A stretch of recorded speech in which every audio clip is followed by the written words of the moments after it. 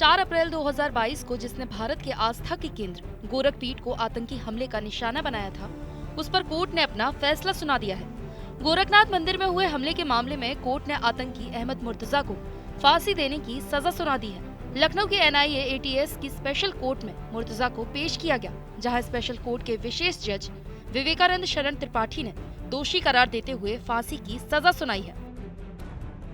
गोरखनाथ मंदिर पर हमला करने वाले अहमद मुर्तजा को फांसी की सजा मिलने के बाद उनके वकील राजा उर रहमान का कहना है कि हम हाई कोर्ट जाएंगे। अहमद मुर्तजा को जो सजा सुनाई गई है वो 3 महीने के अंदर सुनाई गई है। 3 महीने में इतना फास्ट ट्रायल किया गया है। हम इसमें हाई कोर्ट जाएंगे बिकॉज अहमद मुर्तज़ा को जो सज़ा सुनाई गई है वो 3 महीने के अंदर सज़ा सुना दी गई है। 3 महीने में इतनी जल्दी ट्रायल किया गया, इतना फास्ट ट्रायल की बहुत कमेंडेबल है ये हमारे लिए। लेकिन इतनी जल्दी क्या ही फैसला हो सकता है? 30 गवाह ऐसा 30 दिन में 10 दिन में 30 गवाह कर दिए इन्होंने।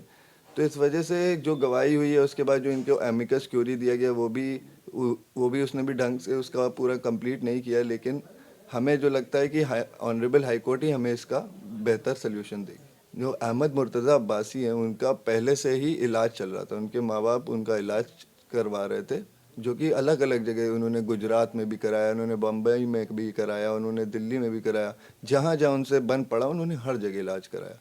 लेकिन उसके बाद जब उनका इलाज नहीं हो पाया और उनको ये हरकतें हुई, बिकॉज उनको स्किज़ोफ्रेनिया था जिसका बहुत टाइम से इलाज होता है। स्किज़ोफ्रेनिया जल्दी सही भी नहीं होता। रजा उर रहमान ने आगे बताया कि अहमद मुर्तजा को 121A IPC डेथ पेनल्टी सुनाई गई है, जो मेन है। बाकी सब में उम्र कैद सुनाई गई है। इसके खिलाफ हाई कोर्ट जाएंगे और पूरी कोशिश रहेगी कि हमारे हक में फैसला हो। अहमद मुर्तज़ा को 121A IPC में डेथ पेनल्टी सुनाई गई है, जो कि मेन है। उसके बाद बाकी सब में लाइफ इम्प्रिजनमेंट सुनाई गई है, जिसमें उम्र कैद है।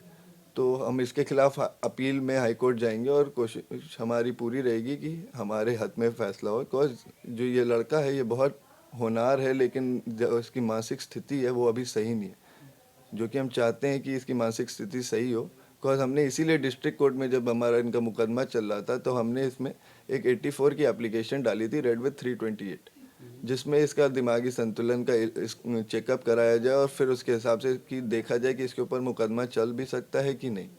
तो इसका फैसला जैसे 3 महीने में इसकी हमने फाइल किया तो 3 महीने तक इसका कोई रिस्पॉन्स नहीं आया। लेकिन तीसरे महीने में जैसे इसको खारिज किया, इसको खारिज करते ही अगले दिन उन्होंने चार्ज बना दिया और उसके अगले दिन सब गवाह बना दिए, बुला के गवाही कराने लगे और मौका भी नहीं दिया कि नकल निकाल के हम हाई कोर्ट मूव कर सके कि हमने कहा भी। एक तरफ जहां अहमद मुर्तजा के वकील उनको इस सजा से बचाने के लिए हर मुमकिन कोशिश करेंगे, तो वहीं दूसरी ओर आरोपी मुर्तजा को फांसी की सजा मिलने के बाद कई लोगों ने कोर्ट के इस फैसले का स्वागत किया है। वे कोर्ट के इस कदम से काफी खुश हैं। कोर्ट ने जो निर्णय लिया है उससे सब संतुष्ट हैं। आरोपी अहमद मुर्तजा को फांसी की सजा मिलने के बाद गोरखनाथ मंदिर के योगी सोमनाथ से TV9 की टीम ने बात की। उन्होंने मीडिया से बातचीत करते हुए बताया कि हम माननीय न्यायालय के इस फैसले का स्वागत करते हैं कि आतंकी मुर्तजा अब्बासी ने गोरखनाथ मंदिर में 10 महीने पहले जो सुरक्षा कर्मियों पर हमला किया था, उस पर माननीय न्यायालय द्वारा जो फैसला सुनाया गया है वो स्वागत योग्य कदम है। हम माननीय न्यायालय के इस फैसले का स्वागत करते हैं कि उन्होंने ATS NI कोर्ट ने आतंकी मुर्तजा अब्बासी ने जो गोरखनाथ मंदिर पे 10 महीने पहले हमला किया था और सुरक्षा कर्मी को निशाना बनाया था, तो आज उसको माननीय न्यायालय द्वारा जो फांसी की सज़ा दी गई है वो स्वागत योग्य कदम है। और साथ ही साथ हम उत्तर प्रदेश के माननीय मुख्यमंत्री जी की भी सराहना करना चाहेंगे कि वो जो भी कानून व्यवस्था को तोड़ेगा उसके सख्ती से कार्रवाई की जाएगी। और सुरक्षा कर्मी भी उस समय मुस्तैद थे कि उन्होंने मंदिर परिसर में प्रवेश करने के पहले ही उसको अपने काबू में ले लिया था। और ट्रायल भी चला कोर्ट के अंदर और कोर्ट ने बहुत सही निर्णय दिया और हम इस निर्णय का स्वागत करते हैं और हम निर्णय से संतुष्ट हैं। मुस्लिम धर्मगुरु और हिंदू धर्मगुरु ने भी कोर्ट के फैसले का स्वागत किया है। हिंदू धर्मगुरु कौशलनाथ महाराज ने बताया कि यह स्वागत योग्य निर्णय है। इस तरीके से किसी भी धार्मिक स्थल पर गलत नियत से हमला करना कहीं भी जायज नहीं है और ऐसे लोगों को सबक सिखाने के लिए कठोर सजा बहुत जरूरी है। बहुत ही स्वागत योग्य निर्णय है, क्योंकि देखा जाता है धर्म स्थलों से किसी की क्या लड़ाई। धर्म स्थलों पे इस तरह की घटनाएं होना एक निंदनीय विषय है। इससे एक सबक मिलेगा समाज को। और जिसकी आप बात कर रहे हैं मुर्तज़ा की, एमटेक किया हुआ स्टूडेंट, यानी कि इतने पढ़ने लिखने के बाद अगर मानसिकता ऐसी रहती है तो ऐसे लोगों का सामाजिक बहिष्कार होना चाहिए।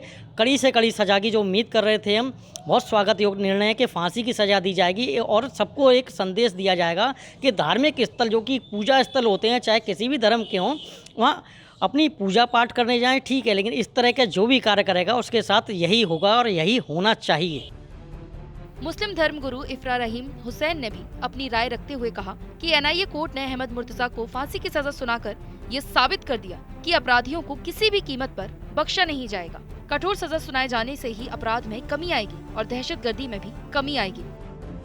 मंदिर पर हमला करने वाले आरोपी अहमद मुर्तज़ा, जिसे आज एनआईए कोर्ट ने फांसी की सजा सुनाई है, इस सजा का खैर मकदम किया जाता है क्योंकि कठोर सजा के होने से ही अपराध में कमी आएगी और दहशतगर्दी में भी कमी आएगी। जिस तरह का अपराध अहमद मुर्तज़ा के द्वारा किया गया, इस तरह के अपराधों से देश में गृह युद्ध छिड़ने की आशंका बनती है, जिससे तमाम मानवता को बहुत बड़े पैमाने पर नुकसान उठाने पड़ते हैं। तो ऐसे कोई भी आरोपी हो, चाहे हिंदू हो, मुसलमान हो, सिख हो, ईसाई हो, अगर इस तरह के आतंकवाद में, अपराध में मुलव्विस पाए जाते हैं तो उनके लिए कठोर सजा का होना अच्छी बात है और ये सजा हुई है, इसका खैर मकदम किया जाता है। स्थानीय निवासियों ने कोर्ट के इस फैसले का स्वागत करते हुए क्या कुछ कहा, आइए सुनाते हैं आपको। देखिए, जो भी इंसान हिंदुस्तान के आईन के खिलाफ जाएगा, जो भी एंटी सोशल एक्टिविटी में इन्वॉल्व रहेगा और उसे उसमें अगर सज़ा मिलती है तो ये एक खुशी की बात है। बस उसमें देखना ये है कि वो जो न्याय की प्रक्रिया है वो बिल्कुल निष्पक्ष तरह से हो, उसमें किसी तरह की पार्शियलिटी ना हो। एंटी सोशल क्राइम जो भी करे उसको सज़ा मिलनी चाहिए। इससे कोई फ़र्क नहीं पड़ता कि वो हिंदू संप्रदाय से है, मुस्लिम संप्रदाय से है, सिख संप्रदाय से है। मेन चीज़ ये है समाज में समाजी व्यवस्था और वो बनी रहे। ये इस देश की कानून की और अर्थव्यवस्था जो है, लॉ एंड ऑर्डर के ऊपर चाहे कोई भी व्यक्ति ऐसा हमला करे या किसी भी धर्म या संप्रदाय को नुकसान पहुंचाने की कोशिश करे तो उसके लिए एक कानून है। उस प्रक्रिया के तहत अदालत का आदेश है, हमें सब उसकी इज्जत करनी चाहिए और उसका फैसले का स्वागत करना चाहिए।